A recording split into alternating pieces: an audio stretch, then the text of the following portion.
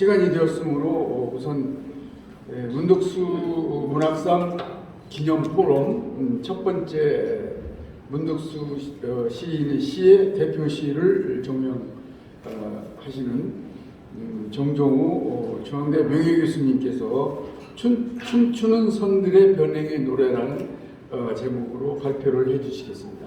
박수로 환영해 주시기 바랍니다. 안녕하세요. 정종호입니다. 이렇게 또 추운 날 문덕수 문학상과 시문학상 또 이런 세미나로 해서 이렇게 많이 오셨네요. 여기도 힘든데 감사드리고요. 우선 시작하기 전에 좀 약간 그 본문의 내용과는 큰 관련이 없는 거지만은 제가 문덕수 선생님과의 인연이라고 해서 아주 길게 또 서론을 썼습니다. 그 이유인즉슨 선생님하고 저하고 한 45년 전에 만났어요. 홍익대학에서. 근데 제가 뭐 잠깐 2년, 2, 3년 있다가 또 딴 데로 옮기는 바람에 인연이 끊어졌어요. 그래서 계속 선의 연결 안 되고 그리고 결국은 영원히 못 만나 뵀어요. 제 불찰이겠지만. 그래서 제가 사실 문덕수 선생님 관해서 별로 연구도 안 하는 사람이고 뭐 국문학자도 아니고 그런데 이런 자리에 나와도 되는지 잘 모르겠습니다만 그래서 이런 걸 넣었습니다. 제가 1977년 3월에 이제 홍익대학을 갔는데요.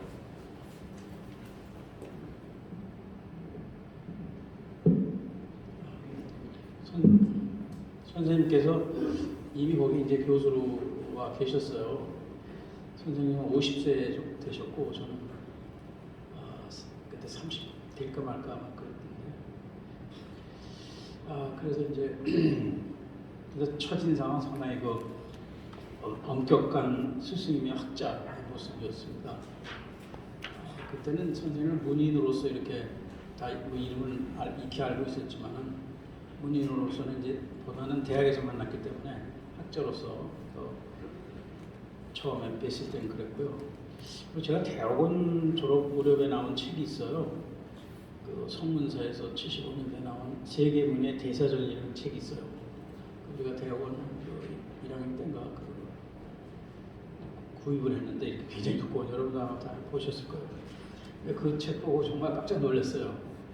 야, 참 엄청나게 두껍고 이게 세계문예 대사전이니까 뭐 굉장한 그 폭이 넓고 일본, 중국을 포함해서 뭐 영미, 러시아 하여튼 뭐 그래서 한 학자가 이런 문예 대사전이라는 이 거작을 내는 게 가능한가 이렇게 해서 상당히 그 외경감을 가지고 있었는데 이제 드디어 2년 후에 뵌 거죠.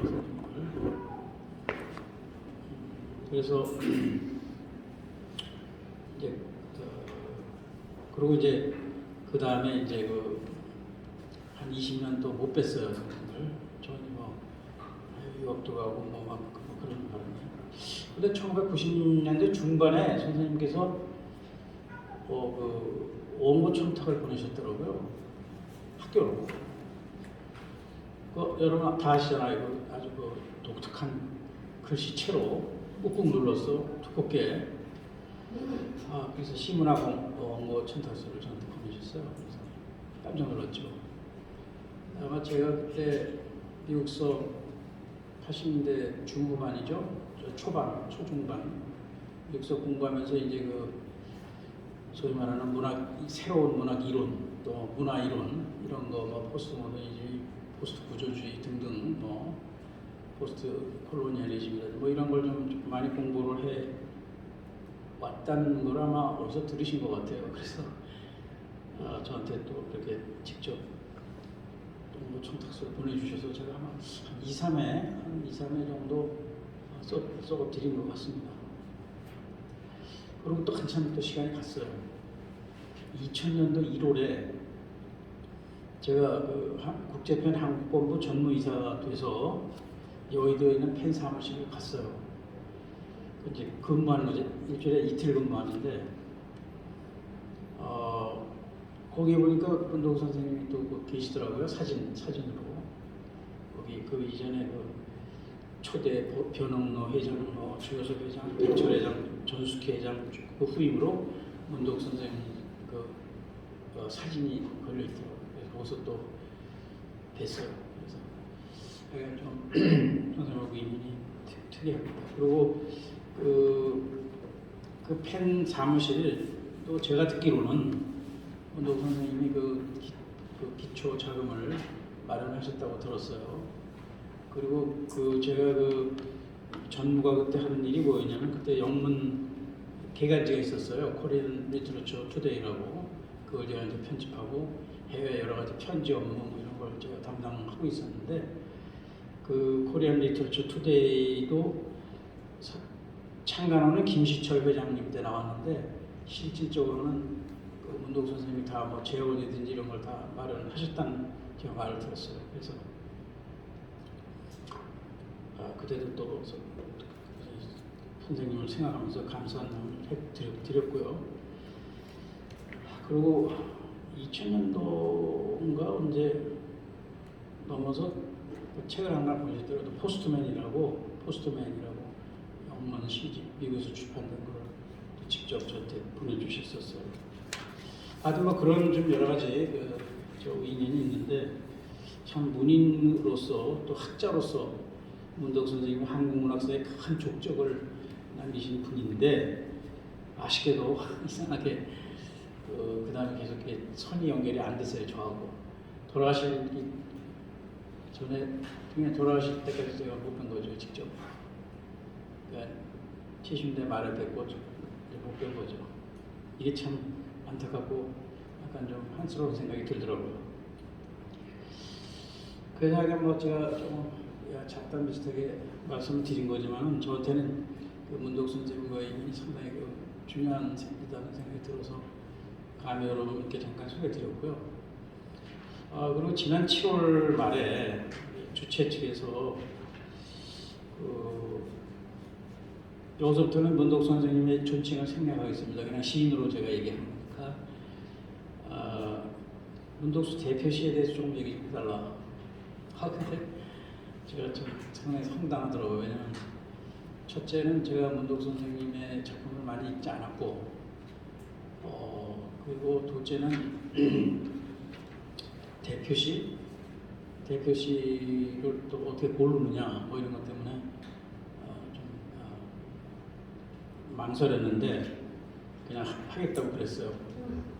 왜냐면 며칠 뒤에 왜냐면 이제 이번 기회에 문도국 선생님의 시를 좀 읽고 돌아가셨지만 새로운 어떤 인연을 또 만들 수 있을 수도 있겠다 해서 과감하게 정말 조금 용감한 거죠. 지나치게.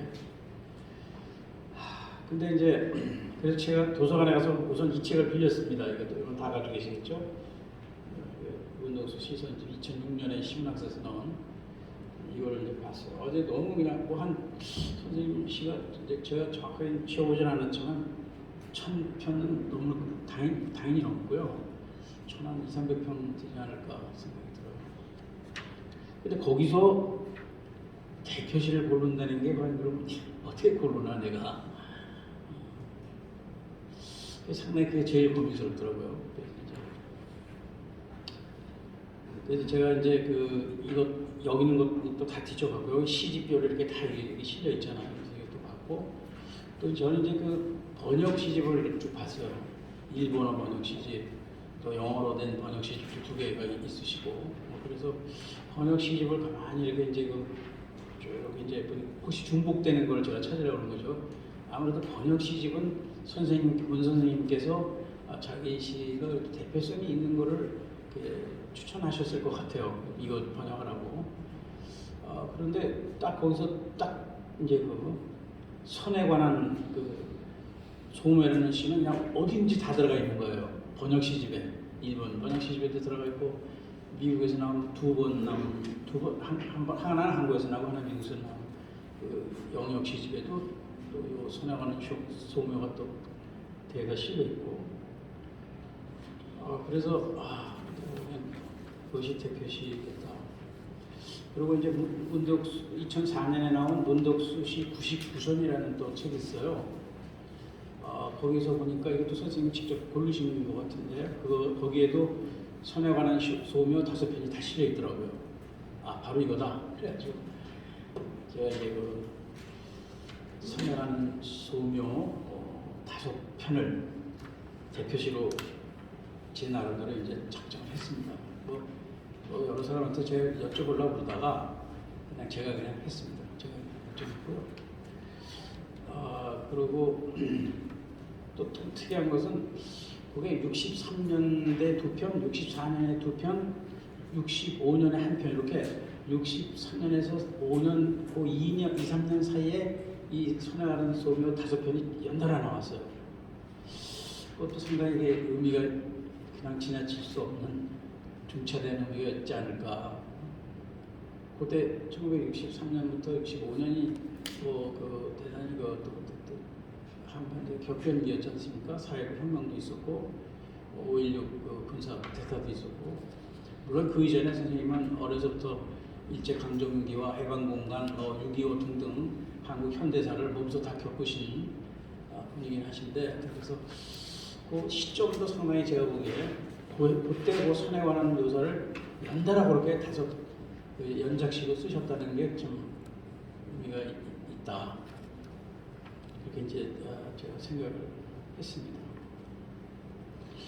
그래서 이제 근데 사실 선이라는 게 참 추상적인 거 아니에요, 그렇죠? 선에서 소묘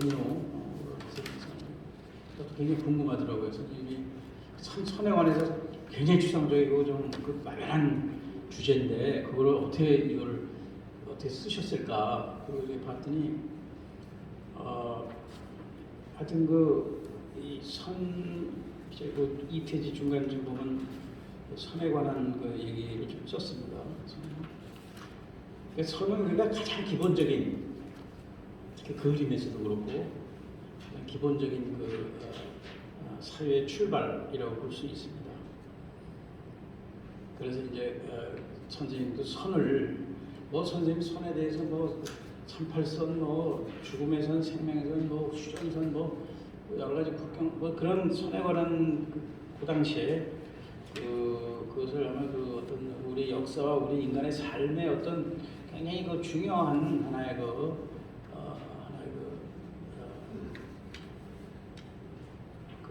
심볼로 생각을 하신 거 아닌가 이런 생각이 들어요. 그래서 이제 선이 이제 모여서 이제 여러 가지 도용도 만들고 형상 만들고 또 이렇게 각종 점점 퍼져서, 물론 선전엔 점이 있겠죠.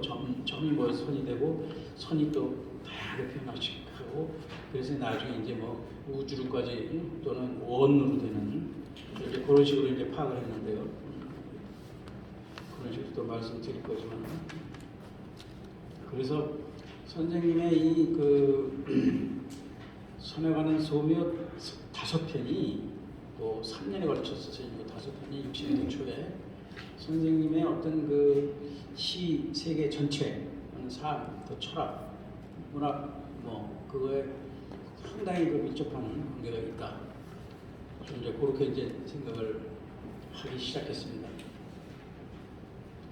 우선 선에 가는 제가 40분까지 시간밖에 없어서 좀 띄엄띄엄 그냥 넘어가면서 읽도록 하겠습니다.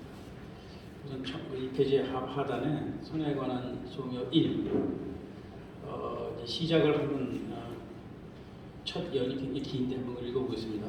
선이 한 가닥 달아난다. 실뱀처럼 또 한 가닥 선이 뒤쫓는다. 어둠 속에서 빗살처럼 쏟아져 나오는 또 하나의 선이 꽃잎을 문다. 뱀처럼 또 한 가닥 선이 뒤쫓아 문다.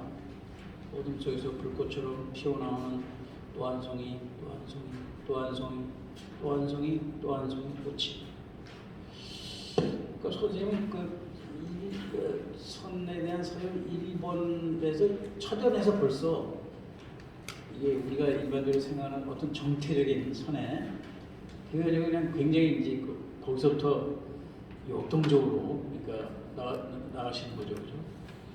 그러니까 정지선이 아니고 정태전이 아니고 굉장히 선 자체가 역동적인 거죠. 그래서 이제 처음부터 그러니까 제1번 시 제1년부터 선이 그냥 춤을 추기 시작한 거라고 생각을 했습니다. 그래서 한 가닥 선이 한 곳에 정지하고 안주하지 않고 달아나고, 그래서 그의 선은 네 개의 지규인 철암을 타고 새로운 모습으로 변형되기 시작한다. 질뱀처럼 한 가닥 선은 또 다른 선을 뒤쫓고 다시 어둠 속에서 피사처럼 동시에 쏟아져 나온다. 뭐 이런 식으로 쭉쭉쭉쭉 이렇게 그래서 나중에 꽃안송이로 이렇게 또 이렇게 변형이 돼가지고 그래가지고 역동적이고 그런 모습. 이연에서는 분위기가 좀 바뀌죠. 그 쏟아져 나오고 튀어 나오던 선들은 이제 찢어진다, 떨어진다, 뭐 이런 표현이 되는데 지금까지의 선들의 대변동이 일어난다. 거미줄같이 자신이 그물같이 거칠고 성기겠전 강릉무분한 망사가 앞선 선들이 만든 꽃 망사 위에 외따로 우뚝이 동그란 우주가 이번에도 달걀처럼 타원형으로 고요히 내려앉는다. 이렇게 아주 상당히 계속 이제 움직이면서 집요하게 다른 것으로 변형되어 다시 새로운 에너지를 얻고 결국 우주로까지 뻗어나가는. 그래서 저는 이제 처음에 한 가닥 선이 첫 줄에 나오는 한 가닥 선이 나중에 우주로까지 뻗어나가는 그런 이제 첫 시에서 이미 이제 나옵니다. 그다음에 두 번째 시 그거는 제가 이제 춤추는 손과 신비한 매듭이라고 하는데요. 이것은 여기서도 한 가닥의 선은 쉬지 않고 영원히 날아가는 알 수 없는 의문의 화살이 된다. 선의 놀라운 고개를 시인은 이해할 수 없다. 이 선의 허리에 또 하나의 선이 걸린다. 여기서 만남과 충돌의 섬광이 튀고 어우러져 하나의 난무, 즉 어지럽고 혼란스러운 춤이 된다. 난무는 앞시에서 나온 무변의 망사, 또한 또 다른 표현이다. 뭐 이렇게 이제 해석도 됐고요. 그 다음에 한 패러그래프 넘어가서 시인은 갑자기 시의 마지막에서 다음같이 끝맺음한다.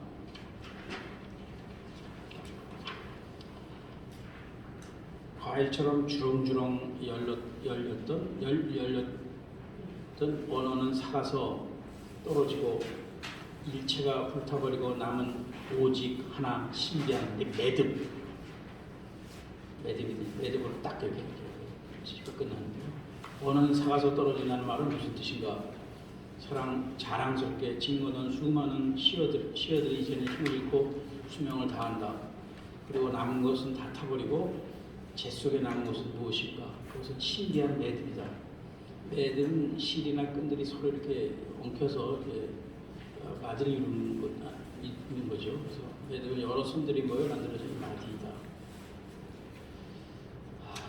그 다음은 이제 그래서 그것이 이제 하나의 선생님의 신비한 매듭이다. 이렇게 선들이 모여서 이렇게 뭉쳐져서 또 새로운 하나의 변형을 이루는 것이 신비한 매듭 이렇게 말씀하셨습니다. 그다음에 선에 관한 소묘 3. 시인 문독수는 이 시에서 선에 대한 새로운 사역을 시작한다. 여기서 그의 선은 은빛 신라를 뽑으며 그 불 속을 짜는 한올의 바람이 된다. 선은 짜서 만든 것이 바람이다. 선을 짜서 만든 것이 바람이다. 이제는 조롱이 된다. 세장이라는 뜻이죠. 자유를 상징하는 바람의 자유를 구축하는 세장이 되고 구속하는 세장이 되어버린다. 이 천사도 얻지 못하는 조롱은 반드시 곧바로 지구가 되고 다시 쓸쓸한 새가 된다. 여기에서 지구는 조롱 속에 갇힌 새가 된다. 이미 흐름이 빠른 환등기같이 정이 어렵다. 그 조롱 속의 새는 다시 그물을 짜 한 가닥 지푸라기가 된다. 한 가닥 선이 이제 지푸라기가 되었다. 지푸라기는 무엇인가? 집단이 날개의 부스러기가 아닌가? 이제 그 보잘것없고 연약한 지푸라기는 허무의 가지 끝에 걸리는 조롱이 된다. 여기서 아닙니다. 초롱이 됩니다. 조롱이 이제 초롱이 되는 거죠. 여기서 이미지의 급작스러운 이동의 뜻이 있다. 분명치 않다. 초롱은 무엇인가? 고사전에 보면 대보리와 새로 살을 만들고 겉에 종이나 헝겊을 씌워 그 안에 촛불을 넣어서 달아두기도 하고 들고 다니기도 하는 등으로 나옵니다. 이 초롱도 위의 조롱처럼 신도 어쩔 수 없이 개입하지 못한다. 이 초롱 속에는 이제 우주가 들어있다. 이 우주는 영겁의 모서리로 밝히는 고요하고 약간은 무섭고 쓸쓸한 푸젓한 불꽃이다. 이 시에서 조롱이 초롱이라고 천사와 신이 등장하고 지구가 우주가 되는 변신의 놀라운 도약이 있다. 시인의 상상력에서 한가닥의 시일이 여러 차례 변신하고 변형되어 궁극적으로 신비한 우주의 불꽃에 이르는 초월적 상상력을 보여주고 있다. 얘기했습니다.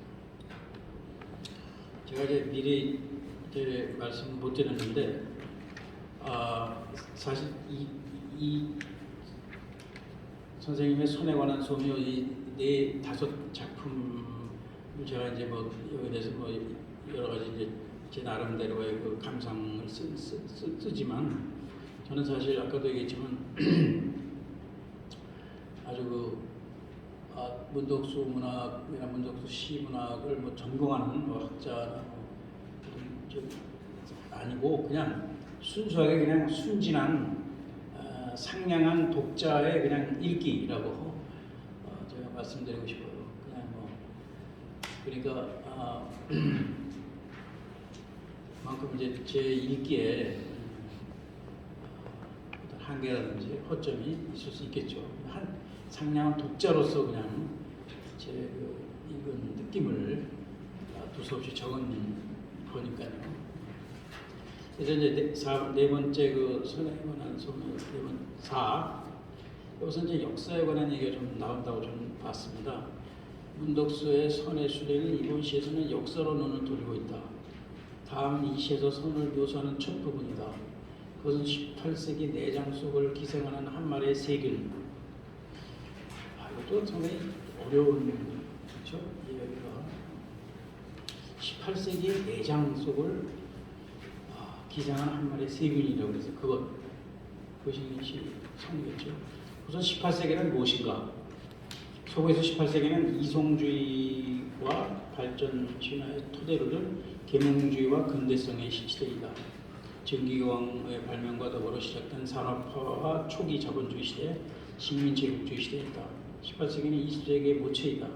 19세기, 20세기와 21세기의 모든 것은 이미 18세기의 유산이다. 따라서 18세기는 이성중심주의, 인본주의, 과학만능주의, 산업중심주의, 천민자본주의로 인간에게 무한한 가능성과 낙관적 전망을 가져주었다. 그러나 겉보기와는 다르게 18세기의 속은 내장은 세균이 기생하고 있다.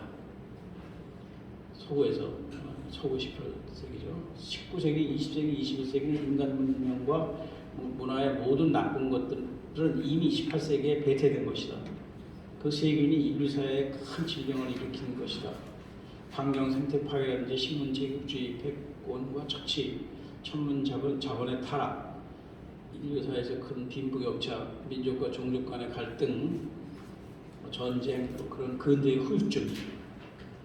그래서 이제 탈근대가 이제 반성 차원에서 서양 사람들이 이제 20세기 중반에 이제 탈근대 얘기한 것도 이제 그런 측면에서 얘기를 하게 된 겁니다. 그래서 시는 놀랍게도 하나의 선을 한 마리 세균으로 변신시키는데 이것이 그 18세기 근대의 그 장밋빛 그 어떤 미래에 대한 이제 그런 소위 계몽주의 시대였잖아요. 그렇게 진보의 시대고 발전의 시대고 그런데 선생님 여기서 18세기를 세균이라고 세균이라고 보신 거죠. 그러니까 소금 문명의 어떤 모태가 되는 근대 문명의 모태가 되는 18세기를 그러니까 세균으로 그러니까 말씀하신 거라고 볼 수 있습니다. 그런데 두 번째 그것은 하나의 선은 활동과 군중을 거느린 마르크스 레닌주의를 연상시킨다. 세 번째, 그것은 파편이 된다. 이 파편 속에서 근대 문명의 온갖 부조리, 질병, 분열 등 이 모두 함축되어 있다. 마지막, 그것은 미충의 작업을 해야 된다. 그리고 그 다음에 이제 또 한 구절을 읽으면 그 4에서요. 그것은 실패한 지도의 꿈, 아니 지구를 둥근 삼각형으로 변조하려다 들킨 미충. 14에서 19에. 시는 짤막한 시행들을 의도적으로 빠르게 배치함으로써 사태의 심각성을 드러나고자 하고 있다. 문득 시인의 초보 독자인 나는 여기서 서구의 식민주의와 지국주의를 읽는다. 다양체인 지구의 지도를 자신들의 이익과 재배를 위해 자의적으로 다시 그리를 시도했다. 그 후유증은 지금까지 전 지구적으로 심각하다. 실패한 지도의 꿈은 분명하다. 패권 중심의 탈식민주의와 탈지국주의의 쾌절이 시급하다. 저항이 시급하다. 시인은 오목한 일제강점기와 혼란의 해방공간, 그리고 동족상간의 비극, 6.25 전쟁을 치고 4.19 민주화, 아까 말씀드렸죠. 4.19 민주화, 5.16 군사 때까지 경험한 역사적 인간이었다. 그 다음은 제가 생략하겠습니다. 그건 91년에 쓰신 지도 그리기하고 이렇게 연결이 되는데요. 중앙공에서 빼겠습니다. 거기 왜냐면 아까 제가 방금 인용한 그 시에서 실패한 지도의 꿈이라는 거고 연관해서 제가 그 91년에 쓰신 지도 그리기하고 연관해서 몇 마디 말씀을 첨가했는데 그걸 넘어가겠습니다. 그다음 6페이지 중간쯤 보면 시 선에 관한 소묘 4에서 실패한 지도의 꿈은 지도 그리기와 연결된다. 그리고 이어나오는 지구를 둥근 삼각형으로 변조한다는 말은 1960년대 냉전 시대의 전 세계가 자유진영, 공산진영, 제3세계로 나뉜 것을 말할 것이다. 그 둥근 지구의 다양성인 생명 공동체인 지구를 세 부분으로 이렇게 사실은 나눈 것이 사실 서구 사람들이라고 볼 수 있겠죠, 그죠? 그래서 이제 그 세 개의 블록으로 이제 나눈, 저는 이제 그렇게 봤습니다. 그거는 제 권리죠, 그죠? 제 독자니까. 혹시 선생님께서 정군 그게 아니네 이렇게 말씀을 하셔도 저는 그렇게 생각하겠습니다. 이런 거죠. 그래서 거기 이제 중간 읽으면 최근의 기후 변화로 인한 지구가 겪은 다양한 자연 재앙은 뼈아픈 대가인 거죠. 그것도 이제 18세기의 그 어떤 근대화의 그 신화, 근대 신화의 그 어떤 대가를 치르고 있는 거죠. 눈앞의 이익으로 작은 벌레로 절약해보는 우리 인간은 즉각 생태적 비전을 회복해야 한다. 우리가 이 지구 자연에서 지은 죄의 결과가 두렵기만 하다. 시인은 이 시에서 하나의 손으로 인류의 근대 문명의 역사와 병폐 후유증을 정난하게 반성하고 비판하고 있다. 그러니까 선생님이 우리가 참 다루기 어려운 추상적인 선 하나 가지고 그냥 어떤 인류의 역사, 근대성의 병폐, 한국의 근대사 모든 것을 다 이 손으로 다 이렇게 조리하는 그 놀라운 그 언어의 마술사 좀 말이 이상한데 하여간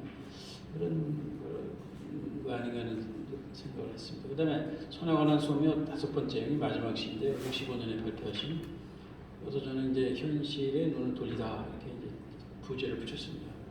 손에 관한 소묘 연작 시의 마지막 시인 5번 시에서 시인은 한 닭의 손을 이제 현실과 연결시킨다. 저는 그렇게 봤습니다.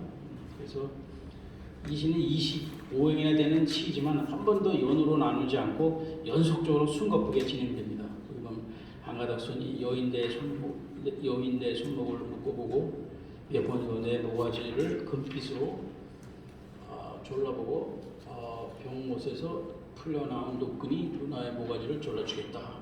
일행에서 파는데 여기서도 한 가닥의 선이 등장한다. 그 천민자본주에서는 내 모가지를 황금빛으로 위협하고 결국 한 가닥 선은 굵은 노끈이 되어 누나를 목졸로 죽였다.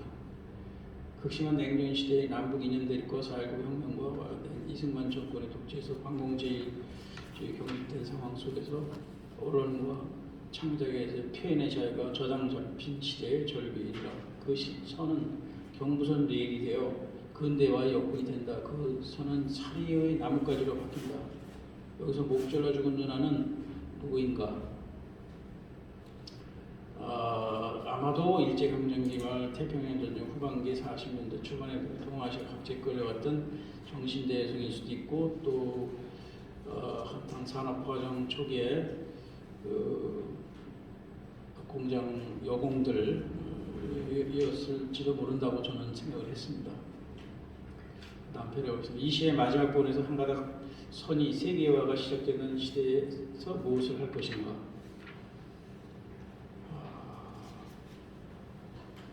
그 다음 패러그래프는 제가 빼고 그 중간에 경부선 내일 거기서 또 읽겠습니다. 경부선 내일은 1910년부터 시작된 일제 강점기로부터 한반도 조선의 식량과 자원을 실어서 부산 항구를 통해 일본으로 수탈해간 한많은 선입니다. 1910년 되기 전에는 그 치옥의 한일 합방이 있었던 1910년 8월 19일 이전에는 그 주요 항구가 제물포였어요. 인천 제물포였는데 그래서 이제 그 거의 상하이를 닮아가고 막 그런 판이었는데 이제 자기들이 1910년에 한국 이제 한반도를 접수하고 나서는 부산 항을 키웠어요. 인천보다. 왜 키웠냐? 지금 방금 제가 말씀드린 대로 한국의 이 한반도의 모든 물산, 자원 이런 거를 빨리 철도로 부산으로 옮겨서 부산에서 일본 가깝잖아요, 그렇죠? 그래서 일본으로 이제 다 착취해서 착취물을 그걸로 옮기려고 인천은 한참 돌아가야 되니까, 그렇죠? 제물포는 그래서 이제 그래서 부산항을 키웠습니다. 일제 당국자들이 수탈해가지고 수탈의 창구로 항구로 하게 한 거죠. 그래서 시인 문덕수는 하여튼 여기서 이제 제가 보기에는 약간 역사와 현실의 이제 논두는 그게 아닌가. 저는 뭐 사실 아까 여러 말씀드렸지만 문덕수 선생님에 대해서 그 작품을 전체적으로 연구하는 그래서 많이 읽지 못해서 감히 말씀드리기 쉽진 않지만은 여기서 선생님이 이제 초기 시들은 대충 소문 들으니까 그죠? 모더니즘이라든지 그런 쪽에 관심이 많으셨는데 이제 제가 보기에는 이때를 기점으로 해서 선생님이 상당히 현실에 눈 뜨시는 역사적 시인으로서 현실을 무시하지 않는 그런 쪽으로 좀 가신 게 아닌가 하는 굉장히 좀 위험한, 좀 너무 일반화된 그런 말씀을 감히 제가 드리고 싶습니다. 나가며에서는 이제 탈주하는 선의 미학과 정치학이었습니다. 문덕수는 선에 관한 소묘 연작시를 발표한 후 사반세기가 지나 쓴 시 선긋기에서 선긋기 문제를 다시 본격적으로 제시한다. 이 시의 마지막에 보자. 90년에 쓴 선긋기에서 선을 긋는다 쭉 굳게 혹은 꼬불꼬불 그러나 하늘은 갈라서지 않는다. 태양도 구름도 갈라서지 않는다. 이상한 일은 이쪽도 저쪽도 하는 세계가 있다. 시인은 여기서 선긋기 이분법적으로 나누는 것에 저항한다. 손을 쭉 굳게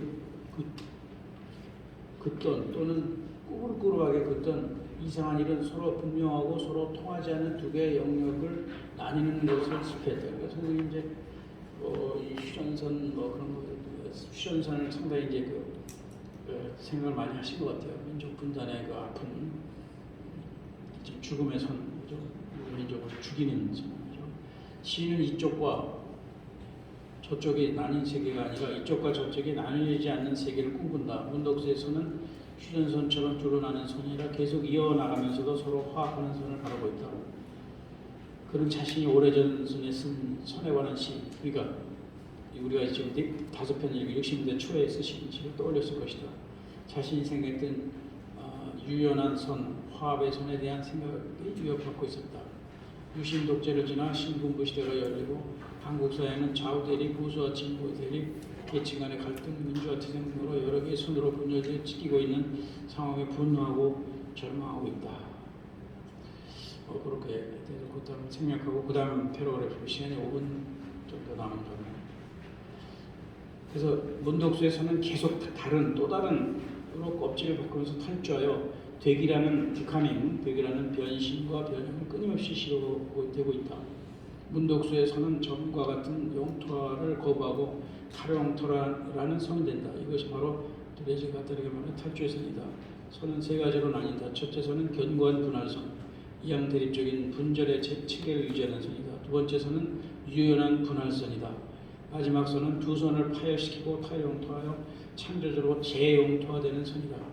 문덕수의 선묘에서 5편의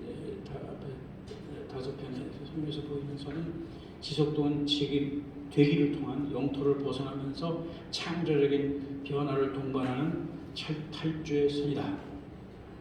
선기와 선끊기로 지속하다 보면 삼각형, 직사각형, 정사각형, 말은 나선 앞으로다가 결국은 원이 된다. 그래서 이제 제가 그 마지막 부분에서 1976년에 선생님이 쓰신 원에 대해서라는 시를 또 쓰셨습니다. 그 끝부분 보면 그 원에 대한 매길로만 뻗은 이 직선을 휘어잡아다오, 부러져 모가서는 이 삼각형을 풀어다오, 꺾이며 모가서는 사각에서 놓아다오, 윤곽이 아니다 그대로 가득한 충실이기에, 실은 우주도 너를 닮은 충실이기에, 네 품 안에 떨어진 하나의 물방울로 바다처럼 넘치고 출렁이고 싶다. 이게 선에서 원으로 움직이신다고 저는 본 겁니다. 그래서 선이 만드는 삼각, 사각 다 떼어놓고 결국 이제 원으로. 그 마지막 패러그래프 그 8쪽에 아래 보면 1883년에 선생님은 원에 관한 소멸하는 또 시를 발표하셨습니다. 이 시에서 시인 원을 다시 한번 찾는다. 일부러 읽어보자. 한 개의 원이 굴러간다. 원 얘기죠. 세 개의 원이 1000개의 원이 굴러간다. 한 개의 원이 8월에 한가위에 달 만큼 자라서 굴러간다. 이 시에는 한 개의 원이 여러 개의 원이 되어 굴러간다. 그 중 한 개가 한가위에 달이 되어 굴러간다. 문독수의 선은 직선에서 곡선으로 다시 변형되어 원이 되어 정지를 멈추고 막힘없이 영원히 굴러가게 하는 것이 공적인 꿈이 아니었을까. 이에 대해서 저는 선생님의 그 초기에 60년대 초에 쓴 그 선에서 이미 역동적인 그 선의 여러 가지 작동들을 역사와 어떤 문명에 대한 비판, 한국 역사, 한반도 여러 가지 문제 그것까지 다 이제 총체적으로 말씀하셨고, 그래서 그것이 이제 나중에 그 선에 대한 어떤 그 일종의 강박관념이라고 그런 게 이제 나중에 원이 되고, 그래서 그것이 선에 대한 사유와 원에 대한 사유로 이렇게 넘어가면서 선생님의 그 문학 세계가 점점 더 원숙한 말하자면 형태로 발전되는 것이 아닌가 이런 생각이 듭니다. 그래서 그렇게 이제 말씀 일단 드리고요. 여러 말씀 좀 상냥한 독자의 철없는 그들 시 읽기였습니다. 감사합니다.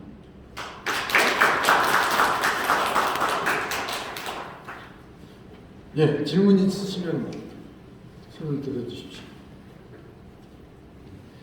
질문이 없으면 이것으로 정종원 교수님의 발표를 마치고 3시에 바로 이어서 김의중 교수님의 발표가 있으시겠습니다. 그러면 예. 저도 강의 잘 들었습니다. 제 최진년입니다. 다름 아니고 글 나오는데 세계 블록을 얘기하시는데 그 세계 블록 중에 한 가지는 이해가 있어요. 자유민주주의 공사님이 얘기를 하는데 다른 형태의 블록은 뭘 얘기하는지. 그거는 이제 그 인도가 주축이 됐던 그 제3세계. 그러니까 이제 소련 블록도 아니고 미국 블록도 아닌 그 제3세계 그 아프리카 인도가 주축이 됐어요. 그래가지고 우리는 두국 양국 체제에서 제3의 길을 걷는다. 뭐 그래가지고 거기 추종하는 그 국가들도 꽤 있었죠. 제가 그래서 그렇게 말씀드립니다. 예, 또 없으십니까? 예, 선에서 원으로 결말을 맺어주신 정정호 박사님께 다시 한번 박수로 환영합니다.